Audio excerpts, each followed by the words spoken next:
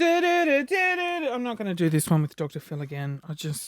That was a nightmare last time. My name is Christian. This is Complete Dribble, a podcast that is completely bullshit. It's crap. It's like the last post. I just had a stroke. The last podcast I did, I got to 6 minutes before I'd actually spoken about any content. What did I want to talk about? Oh, I got the sauna. I didn't talk about the sauna, my sauna experience. Last podcast that I said I would. I went to a gay sauna in Melbourne, and it was not great. It's not great. I'm just getting my notes open. Dun, dun, dun. I'm also having a conversation right now with my cousin about where to go for dinner, and she suggested Oakley, which is 15 kilometres away. And I don't have a car. It's right by a train station, but I'm like, oh, can't you just do it like next to my house? Can't you just come to me? God, that's how lazy I am. What else have I got? Oh, stupid dumb piece of shit. Okay, done. I forgot to mention. Do you know the Backstreet Boys? Yes, of course. I made a video and Nick Carter from the Backstreet Boys, the hot blonde one, shared it. Boom. Which means he's in love with me and we're practically married. Well done, Christian. Great. Good for you. That was such a great piece of information that I really enjoy. Great. Thanks again. Okay. Now that we got that out of the way, talking to the microphone, I want to talk about disciplining your children. I feel like it's getting quickly more inappropriate and frowned upon to discipline your children. Like it was like back when I was a kid, back in my day, I used to get hit with a belt across the head. Right? That's considered child abuse these days. And then it progressed into when I was young, back in my actual day, I used to get hit by a wooden spoon. It's practically the same thing as a belt. We used to get a little, put your hand out, and we'd be like, no, mummy, no. And then, doof. And you're like, oh, that stings a bit. Not as painful as I thought. And then she's like, turn it over. I'm going to hit you on the knuckles. And you're like, no, mummy, no. Doof. And then you run away and cry. But the overarching lesson is learned that you don't do that annoying thing again because you'll get hit. These days, it's literally this. No, honey, please don't draw on that expensive painting I bought. No, honey, don't poo on the floor. No, honey, don't say that swear word at me aggressively and hit me in the face. That's the level of discipline we're up to. But, if I had children, not going to happen, hate them, I would hit them. I would physically hit them. You know what? I don't think there's anything wrong with that. It's teaching them lessons. I'm not mentally scarred by being hit with a wooden spoon. I don't have an issue with it. I use wooden spoons to cook. It's not some sort of traumatic event that every time I see a wooden spoon, I go into this weird zone and I start crying and rocking backwards and forwards. No, my parents weren't abusive. We were little shits. They had 4 little shits for children. And so to cope with that, they used to hit us with a wooden spoon. And Mum would often break the wooden spoon and Dad would go to Costco and buy bulk packs of wooden spoons because he was a flight attendant, so he would travel. He was travelling to America and Mum loved that. While you're there, John, pick up a pack of 62 wooden spoons so I can beat the children. Dad's like, oh, mate, I'm going to get 128. We can both beat them together. It was like a Mum and Dad bonding session while they beat the children. Oh, isn't it great? I would, if I was a parent, I think getting my partner and getting wooden spoons and just beating the living shit out of our children was such a cathartic process. It'd be like, oh, I feel better. And you look down at your child, just red and raw, crying. Well, don't do that again, little Timmy. They didn't beat us. They were good parents, but I just, why has disciplining become such a, oh my God, did she just hit her child? Oh my God, I'm calling docs. What is wrong? How else are you supposed to discipline your child? What are the ways of doing it? Tell me, tweet me at Christian Hull. What are the ways of doing it? And don't give me this bullshit, oh, I just don't give them any sugar, or I just tell them, no, I'm turning the car around. My mum and Dad used to go, we're going to turn this car around. They never followed through on that. And we knew they'd never follow through on it because we knew that required more effort on their behalf. And it would mean we couldn't get home. So it's like, obviously they're not going to turn the car around. Like, you've paid for the tickets to the zoo. You're not turning the car around. We're going to the zoo. We know that. You've planned this day for months. You've saved for it. You've packed a lunch. We're going to the zoo regardless of how good or bad we are. So we're going to be bad. And Mum would I think Mum dislocated her shoulder at one point, reaching around the car to just try and beat us. But we'd curl up into a ball and stay away from Mum's claw arm. But I just can't believe there's no discipline. And I feel like an old person, when I was young, people were like, I can't believe you're not allowed to hit your child across the head with a belt or a ruler at school. Obviously, no, don't do that. Send them to the principal. Principal can do that. I was like, no, God, no. Don't hit your child with a belt. God, that's excessive. That's what, when I was a kid, that's what people were thinking. Oh, God, I could never hit my child with a belt. That's so excessive. Yet their parents were like, belts? Nothing. We used to get bricks thrown at us when we were kids. Back in the 1900s, our parents threw bricks at our faces. It's just progressively, the discipline has worked its way down from 100% almost killing the child to not even doing anything. That just really pissed me off. Stupid children, be good. I want to hit you in the face. And I want it to be okay. I don't want it to be considered bad parenting. If you hit your kids, high five. I'm high-fiving you. I'm going to I won't hit your kids with you because as a parent, you don't want other people to hit your kids. Because you're like, hey, don't hit my kid. I want to hit them. And you're hitting them. No. I need to get out my emotions on my child, not you. And then you just walk up and you beat your child. Oh, God. Even thinking about that, so therapeutic. Oh, God, children are just little shits. Ah! And I understand. Well, I don't, but I can see the understanding that when you're at a cafe or a restaurant, you just can't control them. You just want to have a nice meal. You just want to enjoy yourself, but you can't because you've got children and they are so annoying. And so what you'll do normally is you'll maintain some of that behaviour.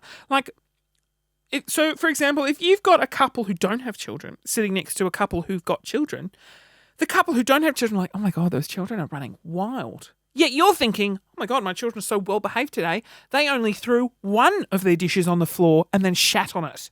You're maintaining the chaos. But that chaos you're maintaining is still, from an outside perspective, bunter. Calm it down. But as a parent, you don't see that. You're literally like, my children are angels right now. But as a non-parent, observing from afar, they're going, my God, table 7, they are absolutely off the charts batshit crazy. And they are. But the parents at table 7 don't realise that. Because when they go home, their children are even worse. And they don't discipline them. Or maybe they do. But it's not working. And children are just children. God, I hate them so much. I just can't. I just want to know. I just want to put children. A lot of parents are like, oh, I wish they could always be 4. I'm like, are you kidding me? I wish they could always be non-existent, is what I wish. Or you could just have a child and it's 18 and you're like, off you go, on your way. I'll call you when I need your money. That's what, children are just like a investment for the future, aren't they? You spend a lot of money on them, but what you want them to do is to come and organise your nursing home, just get that all sorted, put you in a good place and come visit you every so often. That's why you have kids, isn't it? What joy of having children. This is what I don't understand. And this is my brain. I'm sure there's lots of people who are like, I love having my children. My mum, I love my children. Mum, you have shits for children. Look what they do. They come, they sit here on a Saturday and they record bullshit podcasts. What type of achievement is that? I would, if whoever distributes children was like, hello, Christian, how many children would you like today? And I was like, oh, okay, can I have 3? I'm like, okay, that'll be $3.5 million. That's the average cost of 3 children. Oh, $3.5 million. Okay, that's fine. Here's $3.5 million. Or the alternative is, hello, how many children would you like today, Christian? None. Oh, Good, I'm going to give you $3.5 million and you can live a happy life on your own and only think of yourself because you're a selfish moron. But what a great life that would be. I don't have to worry about anyone. I worry about my succulents on the balcony. That is it. I worry about the fact that I didn't plug the Dyson in and now I can't vacuum the floor. Damn it, I'll do it tomorrow. I'm not worried about, okay, now I've sticky taped all the corners of the tables. Little Jimmy can't bang his head. Okay, I've got doorknob protectors. I've got a toilet lock. Okay, what else do I need? I've put all the poisons in the shelf above. Oh, God, I'm so stressed because I have children. Oh, but I wanted to have children. I wanted to be stressed. Oh, the joys of children. What joys? Tell me what joys. This joy? Mummy, I love you. Oh, boring snooze. I can go on an app and I can just get someone to say that. I mean, it's a robot recording and it's meaningless, but so is a goddamn child. They're only saying it. Mummy, I love you. Can I please have that sugary delicious treat? It's like a dog. You say, parent guilt. Parent guilt. Children, push the parent guilt button. Oh, Mum, you left the table unthinged and I banged my head. Buy me a gift. And you buy them a gift because you feel parent guilt. Wow, they got really aggressive really quickly. To all parents out there, good job. Really great job. God knows why you do it. I don't know. God, I struggle. I struggle to change my bed sheets, for Christ's sake. I'm not looking after children. Oh, what an... Could you imagine how much weight I'd put on if I had children? Because I would do nothing but comfort eat and cry. I'd probably take up drinking. I don't drink. I'd drink so much wine. I'd eat so much cheese and I would do absolutely nothing but care for a child. That's what parents do. They give up their life and then look after someone else. Oh, I mean, I know I'm selfish, but Christ, I'm not doing that. Well done to my parents for raising 4 children, one of them of which is a complete and utter negative Nancy and hates children. And this is a weird thing. So I did a video, I have a YouTube channel, YouTube Christian Hull, and I did a video about being really lazy, which I am. You know, I don't change my bed sheets ever. So gross, but anyway. And so I go through this long list of things that I just like socialising. Oh, God, it's such an effort. Like even going and visiting my aunt who I haven't seen in ages. I'm like, oh, can you come to me? Like, what a selfish little asshole I am. I won't even go 10 kilometres and if it's a 5-minute train ride, I'm like, oh, that's too much effort. And so I did this list of all the things that I'm just so lazy. And this one woman messaged me. She was lovely. It was out of the kindness of her heart. And she said to me, you do realise that all these lazy symptoms and the lack of motivation is a clear indication of depression. And I was like, no, I'm not depressed, am I? I mean, to look at me, I might look like a depressive, moronic arsehole. I don't think I'm depressed. Am I depressed? And then I was Googling and I was like, oh, God. Yeah, but I am, yes, I am unmotivated, but I'm just lazy. I'm just lazy. And then it's that inner voice. Or are you lazy? I'm like, yes, no, I am. Aren't I? Oh, my God, am I depressed? I was like, oh, should I see a psychologist? And I eat and I don't exercise and I don't do anything. I have no motivation to do anything. And I'm like, oh, my God, maybe she's right. And I don't take this information lightly and I'm not making fun of it, but there's an element of truth. But then it's like, if you're depressed, when you're an addict and you don't admit to being an addict, I'm not an addict. Is that what depression is like? Am I just pushing it aside? But I don't have anything to be depressed about. Do I? I don't know. And I'm like, oh my God, do I need to see someone? Do I need to worry? Or does everyone need to be diagnosed with something? If they're super antisocial, does it have to be diagnosed as something? Can't I just sit on my couch and just, oh my God, do you know what's, holy Jesus. So now I just sit on my couch and stare at the wall. I don't even watch TV. My TV doesn't work. I haven't even been bothered to fix it. I've got Netflix on my phone and YouTube, and occasionally I'll sit down and I'll have my phone out and I'll just sit there. But I'll just sit there for 10 minutes just looking at the shelves. What? What is wrong? But no, it's fine. I just in my own head. I mean, am I concerned about that? Should I be concerned about that? Like, I'm just sitting there. Like, I just sit there. Like a weirdo, spaced out. I'm not on drugs. I haven't had any alcohol. I don't do any of that. I'm just sitting there being like, oh, God, I'm hungry. I'm going to get up and get some food in a minute. Don't want to do that now. Oh, God, look at the shelf display. I need to move that vase over to the left because I don't like the feng shui of that. And then I'm going to... This is all going through my head. And then I'll just sit there and be like, the sun's warm, isn't it? And just sing. And I'm just literally nothing will be going on in my head and I'm just sitting there. And next minute, half an hour's gone by. I'm like, oh my God. Did I just sit and stare at the wall for half an hour and do nothing? Not even like plan anything. Just sit there and stare. Jesus Christ. And you know what? I'm so fine with it. Like, I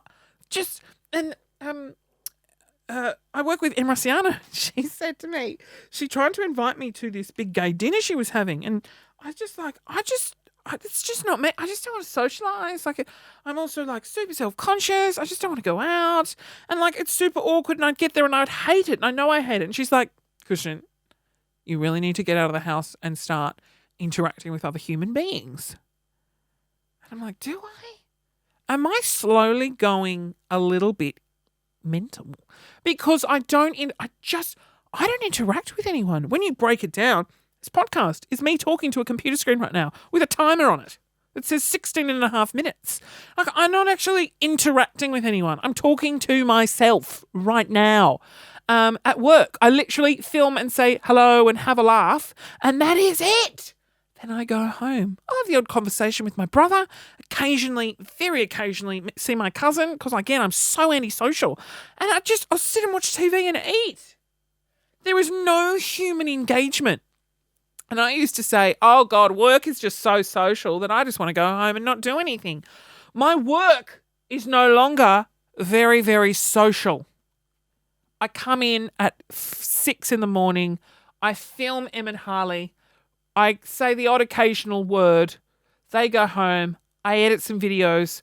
I talk a little bit to our producers, Sarah and Brody. And then I leave. Like, we don't have in-depth conversations. And that's it. That's literally it every day. And then on the weekend, I'm on my own. I put on a wig. I make videos. I'm not engaging with any other humans. And if I do get on Grindr, I don't even talk to these people. They just come over and get their clothes off. But this is my dream life. I'm living my best life. I feel like I'm living my best life. And then from the outside, when you list all these things off, it's like, oh God, that's a recipe for disaster. He's going to go mentally insane. He'll be having padded walls soon. You know what's really weird? If I wake up and I just, like, not that this is all a dream, but it's like, oh, the podcast, which is it's doing well, my YouTube channel, my Facebook page, I wake up and they've got like 10 followers. And I'm like, it's all in my head. I've just gone so insane. I don't even have a job. Like, I'm jobless. It's like I won the lotto, but I won like $10 million and I'm just sitting at home pretending that I'm talking to people. It's so weird. Isn't it weird? But then someone else, so Sarah, who I work with, said when she has children, it's similar because your husband goes away with children, like you're not having these conversations, you're not interacting, you get really bored, you go crazy because all you're doing is changing nappers and wiping surfaces all the time. It's not mentally stimulating enough. But I don't even have children. And I'm not, like, that's what my life is. Sitting down and staring at a wall and talking to myself in my own head. I don't know. Should I be concerned? I'm not at the level of concern yet. I feel like if we're in a year's time and I'm still in my Melbourne apartment, still doing the exact same things, coming in on a Saturday, recording the podcast, and I haven't done anything, that's when we need to be concerned. I'm writing a book. Does that help at all? No, that doesn't really help my case. Anyway, we've got to 20 minutes, but I said I was talking about my sauna thing last episode and we haven't got to it yet, but I'll do it. There's not much in it anyway. So I went to a sauna here in Melbourne. Now, it's a gay sauna. It's just a sex venue place. And, this is a not for young people story. And anyway, so I went in. It was $17. I wasn't desperate. I was 100% desperate. Like, it had been a while, but I'm going to pretend that I wasn't desperate. I was curious. I was really desperate. I'm usually really intimidated by these things because, like, I'm pretty self-conscious, right? So I go in, and it's like you go in, you pay your money. Oh, it's so gross. Like, everything is like plastic. So, like, when they clean it, they just hose it off. Oh, it's really gross. Anyway, so I go in, and you go into your locker, you take all your clothes off, and you put on this towel. And you walk around in this towel, and it's just this odd experience because this venue was just mazes of rooms and things and bits and bobs, and I just was like, what am I doing? Like, what am I doing here? And so, you just walk around. So I went into this one room and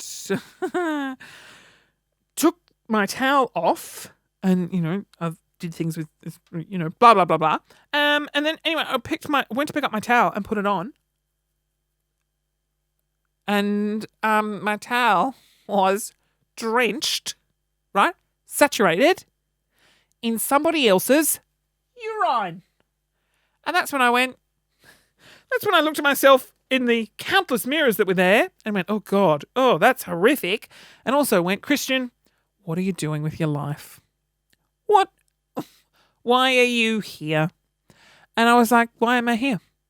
And I had to walk with the towel wrapped around myself to contain my modesty and walk back and just put my clothes on and leave. And it was the most horrific experience. It was so underwhelming. I was like, $17? I could have pissed on my own towel and put it on myself for free. Anyway, friends of mine have been like, oh my God, you need to go to this place. It's so great. And all there's this. And it's just so confronting. It's so confronting. And there's like really attractive people. And you're like, oh God, hide the flabs. Don't come near me. Oh yeah, I didn't really like it. Anyway, that was my sauna experience. I really hope no family members are listening. I'm so sorry if they are. Please don't. If you're related to me or friends with me in any way, don't talk to me about these podcasts. So just don't mention them. Because in my mind, no one I know listens to these. What has my life become? Anyway, what am I going to talk about in the next podcast? Let me just have a look at my notes. Having a look at my notes on my phone. I spoke about that, Nick. Clap. Oh my God. Clap app. I got this app. It's really horrifically boring but super addictive. Oh no, Nick and Holly driving, sitting on the table. Clap app. Oh, I'm turning into my mother. I don't have enough content to do another podcast right now, so anyway, I don't know why I'm telling you that. Should we end with a song? I haven't ended with a song in a while. Okay. Oh, what's this? Pure Grinding. I don't even know what this is. It's in this little list here. It's called, it's Avicii called Pure Grinding. And we won't play that one. Let's have a look here. Feel free. Oh my God. This is just a bed. This is not actually music. I'm yelling. Why am I yelling?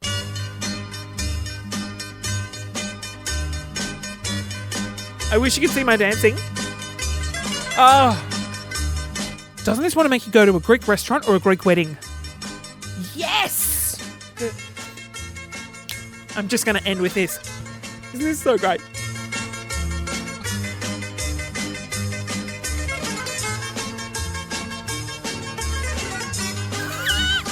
This is perfect theme music for me, I feel, because I'm a little fat and I look Greek, like a little fat Greek. I'm not Greek, I'm pure Australian. But like just me walking down the like waddling down the road. Perfect music. Just imagine me, this overweight Greek looking person waddling down a road to this.